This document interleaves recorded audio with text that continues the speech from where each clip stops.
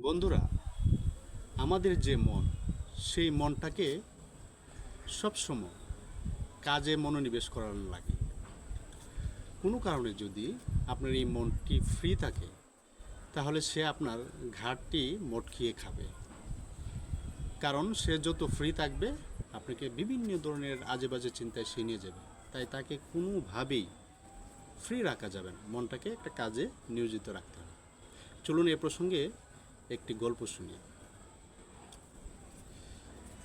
একজন বুজুর্গ লোক, আপনারা জানেন আমাদের ইসলাম ধর্মে জিন বা দত্ত বেদের আকার একটা প্রবণতা বলে মানুষ যে অমুক হুজুরের কাছে এতগুলি শয়তান বা জিন বাধা আছে।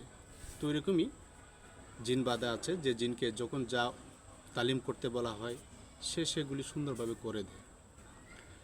সেই বুজুর্গ লোকের ছিল একটি শিষ্য, যাকে সে খুবই স্নেহ করে, মায়া করে, ভালোবাসে।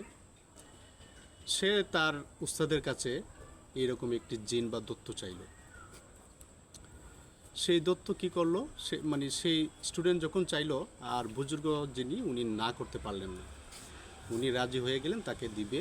তো দেওয়ার আগে বলে দিল যে ঠিক আছে, তুমি নিচ্ছ, তুমি যখন যা বলো সে তাই করে দিবে, কিন্তু তাকে কিন্তু ফ্রি রাখা যাবে না। যদি তাকে ফ্রি রাখো, কোনো কাজ যদি তুমি না দিতে পারো, তাহলে কিন্তু সে তোমার গার মটকি খেয়ে ফেলবে। তখন সে ভাবলো, আমার তো অনেক অভাব, আমি অনেক কিছু চেয়ে নিতে পারবো, দিয়ে দেন। তো দিয়ে দিল।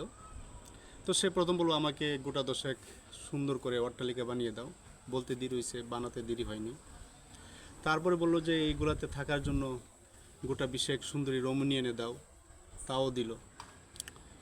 যখন যা বলে তাই তো মুহূর্তে করে ফেলে। এখন তো আর কোনো কথা, আর তার তো আর কোনো অভাব বাকি নেই, সব কিছু হয়ে গেছে। আর সে বড় বড় করে তাকাচ্ছে দত্ত বা জিন, যে তোমাকে এখনই ঘাটটা মটকে দিব, এইরকম করে তাকাচ্ছে। সে তো পড়লো মহা মুশকিল। সে তার উস্তাদের কাছে আবার গেল, গিয়ে বলল যে এই সমস্যায় পড়েছে, এখন কি করা যায়।